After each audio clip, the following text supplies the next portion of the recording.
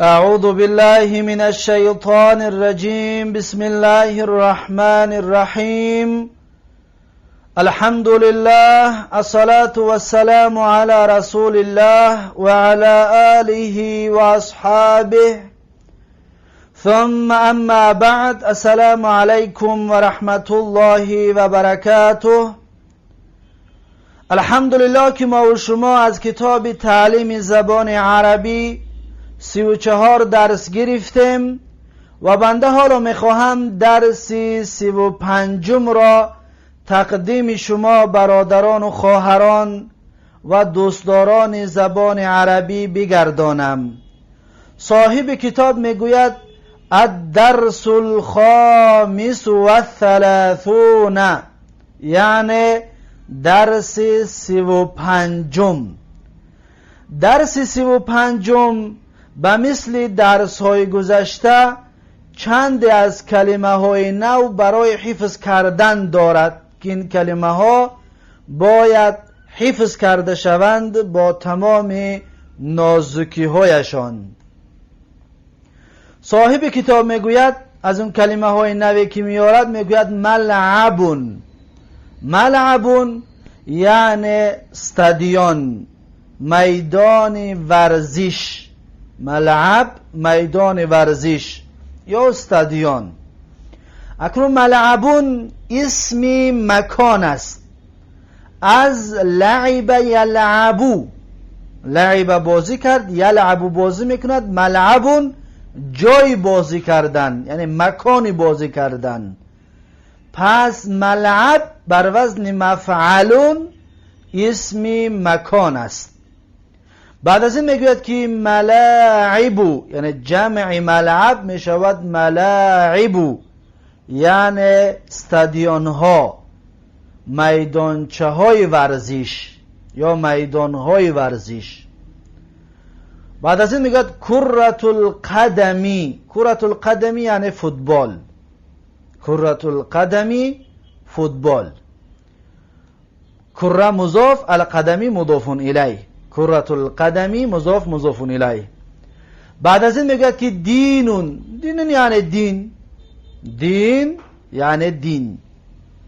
بعد از این میگه ادیانون یعنی دینها. دینون دین مفرد، جمعش میشود ادیانون یعنی دینها. بعد از این میگه که یومون. یومون یعنی روز. یومون روز یا یک روز، اسم مفرد است، جمعش می شود ایامون یعنی روزها. ایامون روزها. بعد از این میگه یوم العیدی یعنی روز عید. یوم العیدی روز عید. یوم مضاف، عیدی مضاف الیه. مضاف و مضاف الیه هست این کلمه. بعد از این میگه خشبیون. خشبیون یعنی چوبین. خشبون چوب را میگویند. خشبیون نسبت دادگی است به سوی چوب، یعنی چیزی که از چوب آماده شدگی است. مثلا میگیم طبق یا طبق خشبیون هست، یعنی چوبین هست، از چوب است. یا مثلا میگیم در الباب خشبیون، یعنی در چوبین هست، از چوب است. چطوره که میگیم دری چوبی، دری آهنی. پس این خشبیون یعنی چوبی. بعد از این میگوید جهادون. جهادون جهاد، جنگیدن بر ضد دشمنان الله، بر ضد قرآن و کسانی که دشمن قرآن و سنت هستند، کسانی که دشمن اسلام هستند، با ما میخواهند بجنگن.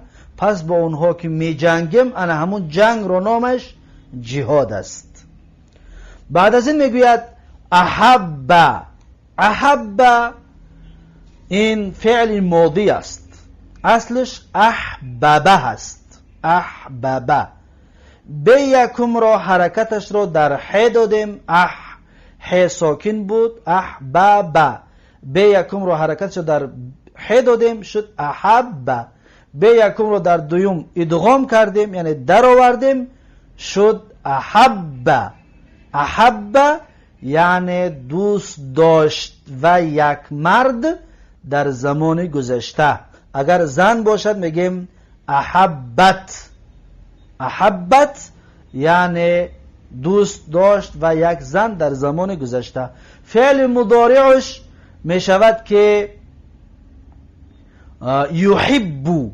یحب یعنی دوست می دارد و یک مرد در زمان آینده. زنانش می شود تحب یعنی دوست می دارد و یک زن در زمان آینده. فعل امرش چی می شود؟ فعل امرش می شود حب. حب، حبی، احبب. سه نمود گفتن فعل امرش جایز است. حب یعنی دوست بدار تو یک مرد. می شود بگوی حبی دوست بدار تو یک مرد، معنیش یک است. احبب دوست بدار تو یک مرد، هر سه معنیش یک است. سه نمود گفتنش جایز است در فعل امرش. پس این از باب چی است؟ از باب اکرم یکرمو اکرامن، از باب هفتمی ثلاث مزید. یکم باب ثلاث مزید از 22 باب صرفی باب هفتم است و همچنین مضاعف است، یعنی دو حرف اخیرش یک رنگ است، از یک جنس است. بعد از این میگه طالبون. طالبون یعنی استودنت. طلابون یعنی استودنت ها. باز میشه طالبون از طلب یطلبو باشد. طالبون اسم فاعل طلب کننده، درخواست کننده می شود. اما در اینجا طالبون به معنای استودنت یا دانشجو استفاده شدگی است. طالبون یعنی دانشجو مرد. طلابون دانشجو مردها. طلابون دانشجو مردها. طالبتون دانشجو دختر مؤنثش، دونه که در آخرش ت علامت تانیث دارد. اگر میخوای جمعش کنی پس جمع مؤنث سالمش میکنی، میگوید طالباتون یعنی دانشجو دخترها. میتونیم طلب کننده مؤنث اسم فاعلش اگر بگیم میشه طلب کننده. اما در اینجا این به معنای استودنت اومدگی است. بعد از این میگوید که انتهاء. انتهاء یعنی آخر. انتهاء این مصدر است، یعنی به آخر رسیدن. انتها به آخر رسیدن. فعل ماضیش انتهى. انتهى یعنی به آخر رسید. ینتهی به آخر میرسد. انتهاء به آخر رسیدن. این از باب چی است؟ از باب انکسر ینکسر و انکسارا هست، یعنی از باب دهم هست. باب دهم ثلاث مزید، یا از 22 باب صرفی باب دهم است. از بابهای ثلاثی مزید هستند که دو حرفش زیاتی است. بعد از این میگوید اخوانون. اخوانون جمع اخون است. اخون برادر، اخوانون برادرها. اخون دو جمع دارد. میشود بگوی از خواندگی های ما و شما دو تشید اکنون. یک تاش جمعش اخون اخوتون میشد، اخوتون همچنین برادرها. اخوانون همچنین میشود برادرها. هر دوشون یعنی اخوتون و اخوانون جمع اخون هست. بعد از این میگه صلاتون. صلاتون یعنی نماز. صلات نماز. جمعش میشود صلواتون یعنی نمازها. صلواتون یعنی نمازها جمعش. بعد از این میگوید عیدون. عیدون یعنی عید، روز عید. عیدون عید. جمعش میشود اعیادون یعنی عیدها. جمع عید اعیادون میشود عیدها. بعد از این میگوید عیدک مبارکون یعنی عید تو مبارک باد. عیدک مبارکون. عیدو مبتدا مبارکون خبر، جمله اسمیه است. عیدو مضاف که مضاف الیه هم میشود. عیدک مضاف مضاف الیه مبتدا مبارکون خبر. عیدک مبارکون عیدت مبارک باد. بعد از این میگه و عیدک انت و عید تو هم نیز. ترجمه نیز را در این همراه میکنیم. و عید تو هم میشه بگیم همچنین، یعنی عید تو همچنین مبارک باد. بعد از این میگه دارون. دارون یعنی داره. داره. داره یعنی تاب خورد، تاب خوردن، دور زدن. داره فعل ماضی است تا خورده و یک مرد، دور زده و یک مرد. اگر زن باشد میگیم دارت، یعنی تا خورد یا دور زد و یک زن در زمان گذشته. فعل مضارعش میشود یدورو، یعنی تاب میخورد، دور میزند و یک مرد در زمان آینده. اگر زن باشه میگیم تدورو. فعل امرش چی میشود؟ میشود دور. دور یعنی دور بزن، تاب بخور تو یک مرد. زن نبگیم میگیم دوری، و بر میگردد میشود دوری، یعنی دور بزن تو یک زن. و مصدرش میشود دورانون. دورانون یعنی دور زدن، چرخ زدن، تاب خوردن. پس داره یا دورو، داره در اصلش دوره است. وای متحرک مقابل مفتوح رو قلب الف کرده میشه داره. داره در اصلش چی است؟ دوره. از باب چی است؟ از باب نصر ینصرو. یدورو اصل یدورو است، و مثل یقولو گفته بودیم، و مثل همون یک قال یقولو است. قال قوله بود، این داره دوره است. یقولو در اصل یقولو بود، یدورو در اصل یدورو است. اینا در گذشته ذکر کرده بودیم. دورانون مصدر. تهنیتون یعنی مبارک باد کردن. تهنیتون مبارک باد گفتن. تهنیه یعنی مبارک باد کردن. بعد از این تهنیه همچنین مصدر است. تهنیه مبارک باد گفتن، مبارک باد کردن. بعد از این میگوید صلات العیدی یعنی نماز عید. صلات العیدی نماز عید، مضاف مضاف الیه. بعد از این میگوید کثیرا. کثیرا نه بسیار، کثیر بسیار. بعد میگوید الله یرعاک. الله نگاه کند تو را. میشه بگیم الله حفظ کند تو را. یرعاک فعل مضارع است. یرعاک رعا یرعا به معنای نگاه کردن، به معنای نگاه کردن، به معنای حفظ کردن. الله یرعاک یعنی الله حفظ میکند تو را، یا الله حفظ کند تو را ترجمه می شود. این جمله جمله دعایی است. الله مبتدا، یرعاک جمله فعلی در محل رفع خبری مبتدا. یرعاک فعل فاعل مفعول به است. یرعا فاعل ضمیر مستقر هو برمیگرده به لفظ جلاله به الله. که ضمیر متصل مبنی علی الفتح فی محل نصب مفعول بهش میگید. اگر مرد رو بگید میگید الله یرعاک. اگر زن رو بگید میگید الله یرعاکی. زن را الله یرعاکی میگوید. اگر جمع باشد، مرد باشد، میگه الله یرعاکم. الله همه تون حفظ کند. اگر زنها باشد میگه الله یرعاکن، یعنی الله همه شما را حفظ کند، زنها. پس این از کلمه های نوی درس 35. کلمه های نوی درس 35. پس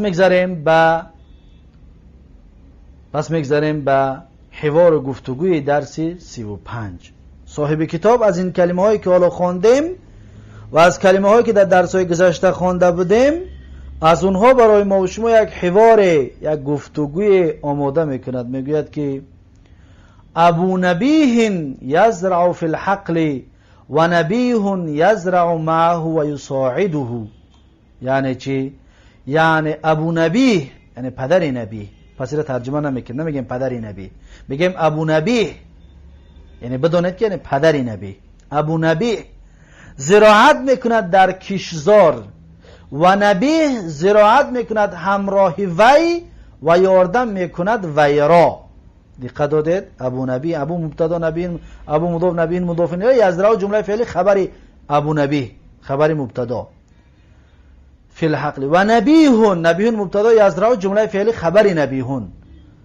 یزرع ابو نبیه یزرع فاعل ضمیر مستتر هو برمیگرده به ابو نبیه ده برمیگردد. و یزرع و نبیه یزرع، نبیه یزرع، یزرع را جمله فعل، یزرع را فاعلش ضمیر مستتر تقدیر هو برمیگرده به نبیه. مع ظرف است، مع مضاف، هو در محل جر مضاف الیه. و یساعده و کمک میکند وی را. این معه این ضمیر و یساعده این دو ضمیر برمیگرده به ابو نبیه، یعنی به پدرش. میگه نبیه زراعت میکند همراه وی، یعنی همراه پدرش.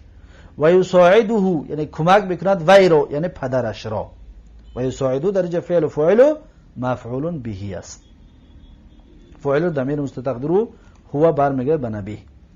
بعد از میگه قال له نبیه، گفت وی را پدرش، گفت وی را نبی. قال گفت، له جار و مجرور، نبیهون. نبیهون در اینجا به خاطر چی مرفوع آمد؟ به خاطر که فاعل قال است. قال فعل ماضی، فاعلش انا همین نبیهون است، فعل و فاعل.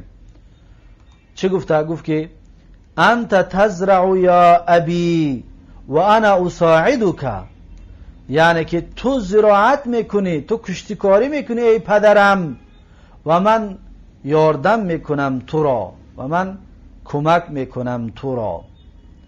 فقال له ابوه، پس گفت از برای وی پدر وی، از برای وی پدرش.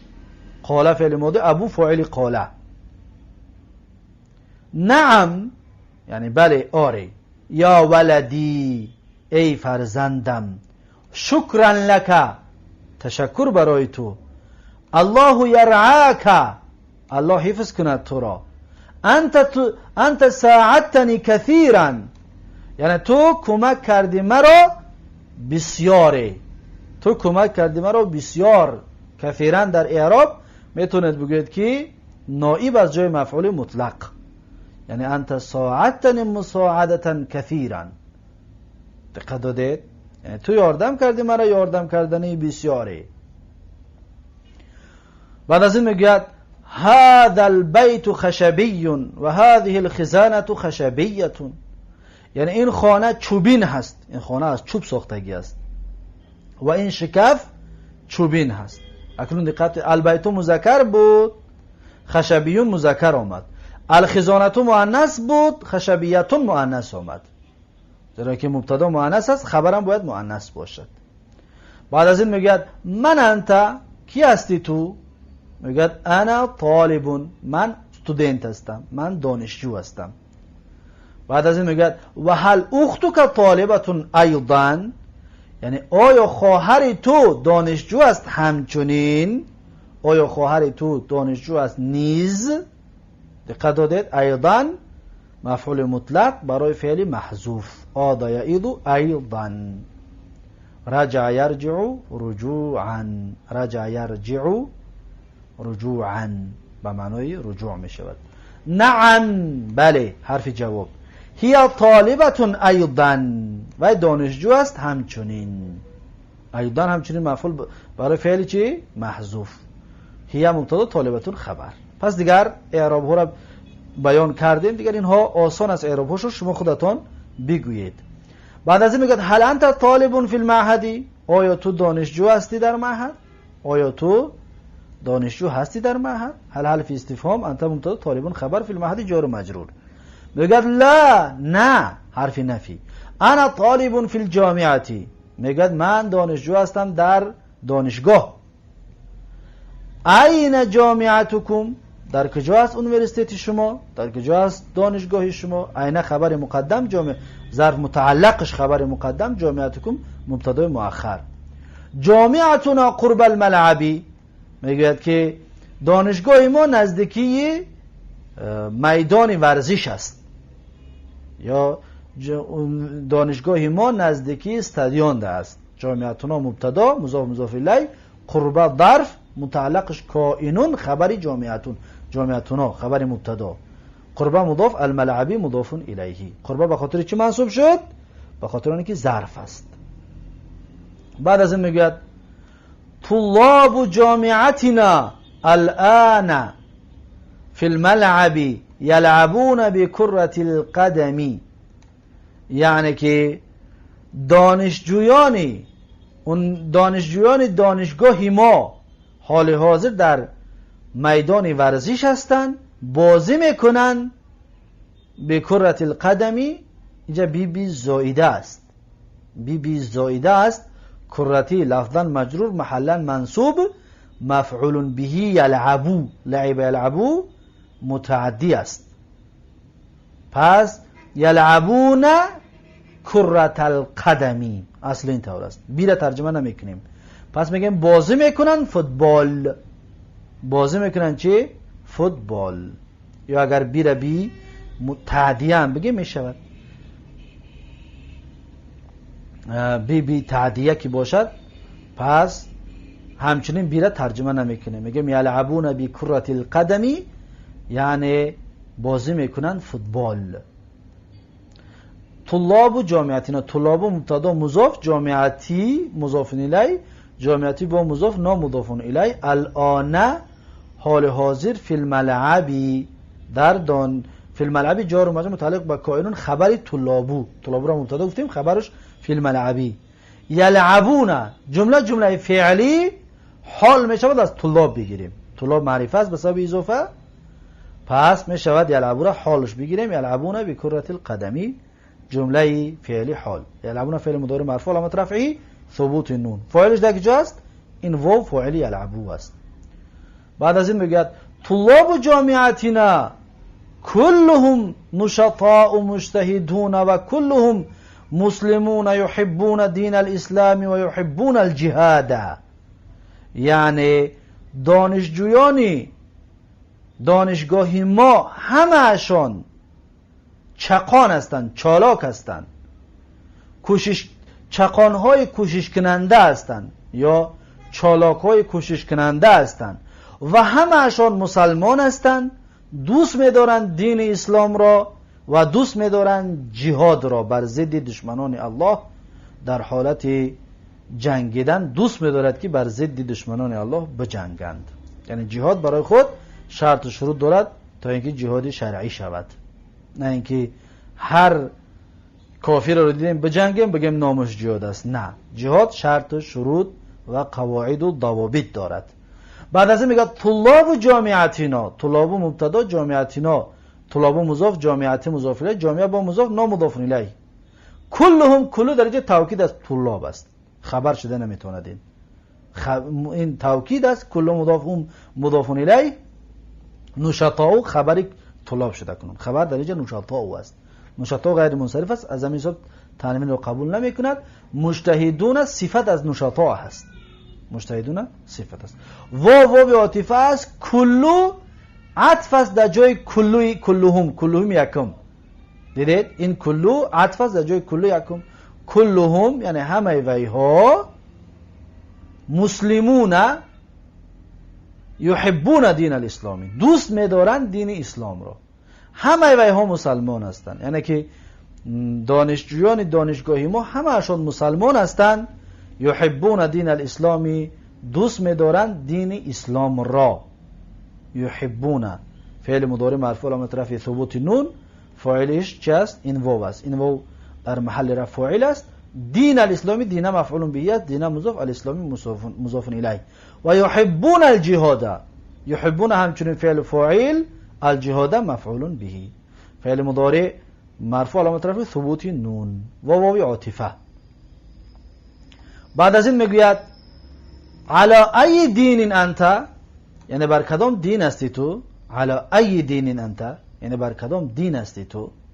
از دینش پرسیده است. علی ای دین متعلق با کائنون خبر مقدم، انت مبتدا مؤخر. الحمدلله انا علی دین الاسلام، میگوید حمد و ستایش خاص الله را، من در دین اسلام هستم. علی دین الاسلام یعنی من بر دین اسلام هستم، یعنی من مسلمان هستم. الحمدلله جمله اسمی مبتدا و خبر، انا مبتدا، علی دین الاسلام جار و مجرور متعلق به کائنون، خبر انا خبر مبتدا. میگه اتحب الجهاد، آیا دوست می‌داری جهاد را؟ بر ضد دشمنان الله جنگیدن را آیا دوست می‌داری؟ اتحب همزه استفهامیه، اتحب یعنی همزه چیه؟ همزه استفهامیه است، یعنی آیا تحب دوست می‌داری تو، ضمیرش فاعلش ضمیر مستتر تقدیر انت، اتحب انت آیا دوست می‌داری تو الجهاد مفعول به تحب جهاد را؟ میگه نعم بله آره. احبه کثیرا دوست می‌دارم وی را بسیار. احبه، احبو این هو ضمیر است برمیگرده به جهاد، احبه یعنی دوست می‌دارم جهاد رو، کثیرا بسیار، به نهایت بسیار. بعد از این میگوید نحنو، یا اینجا در اعراب کثیرا همچنین بگوید که احبه فعل و فاعل مفعول به می شود. کثیرا اعرابش چی است؟ کثیرا در اینجا نائب از جای مفعول مطلق است. احبه حبا کثیرا، احبه حبا کثیرا، حبا حذف شد، کثیرا نائب از جای مفعول مطلق آمد. از این حساب کثیرا رو نائب از جای مفعول مطلق میگیم. اصلا کثیرا صفت از جای صفتی مفعول مطلق است، لیکن مفعول مطلق خودش حذف کشید، این شد نائبش. بعد از این میگوید نحن المسلمون و نحن نحب الله و نحب الاسلام و نحب الجهاد و نحب المسجد و نحب الصلاة. میگوید که ما مسلمان هستیم و ما دوست می‌داریم الله را و دوست می‌داریم اسلام را و دوست می‌داریم جهاد را و دوست می‌داریم مسجد را و دوست می‌داریم نماز را. دقت دادید؟ نحن مبتدا، مسلمون خبر، مرفوع علامت رفع الواو لانه جمع مذکر سالم و نون عوض عن التنوین فی مفرده. و واو عاطفه، نحن مبتدا، نحب جمله فعلی خبر نحن، در محل رفع خبر نحن. نحب فاعلش ضمیر مستتر تقدیر نحن، نحب نحن دوست می‌داریم ما. الله مفعول به نحب و نحب واو عاطفه، نحب باز فعل مضارع فاعل ضمیر مستتر تقدیر نحن، الاسلام مفعول به و نحب الجهاد و مثل همون جهاد مفعول به و نحب همچون فاعل ضمیر مستتر واو عاطفه هستند، المسجد مفعول به و نحب فاعل ضمیر مستتر تقدیر نحن، الصلاه مفعول به. پس اینطور اعراب کرده میشد. نحن نحب المسلمون و نحن نحب الله و نحب الاسلام و نحب الجهاد و نحب المسجد و نحب الصلاه. یعنی ما دوست می‌داریم مسلمان ها را و ما دوست می‌داریم الله را و دوست می‌داریم اسلام را و دوست می‌داریم جهاد را و دوست می‌داریم مسجد را و دوست می‌داریم نماز را. بعد از این میگه عیدک مبارک یا هاشم، یعنی عید تو مبارک باد ای هاشم. عیدک مبارک یا هاشم، عیدک مبتدا مضاف مضاف الیه، مبارکون خبر، یا هاشم یا حرف ندا، هاشم منادا اسم مفرد که بود مبنی علی ضم فی محل نصب. و عیدک انت و عیدک انت، و عید تو همچنین زن که بود، از این گفت که از این صاحب گفت که و عیدک انت، و عید تو زن همچنین، یعنی زن رو باز تبریک کرد، یعنی جوابی تبریک زن رو داد. و میگوید این نذهب فی یوم العید، یعنی کجا می رویم در روز عید. این نذهب فی یوم العید، یعنی کجا می رویم در روز عید. میگوید که نذهب الى المسجد لصلاة العید و بعد انتهاء الصلاة نذور على اخواننا و اخواتنا لتهنئتهم بالعید، لتهنئتهم بالعید.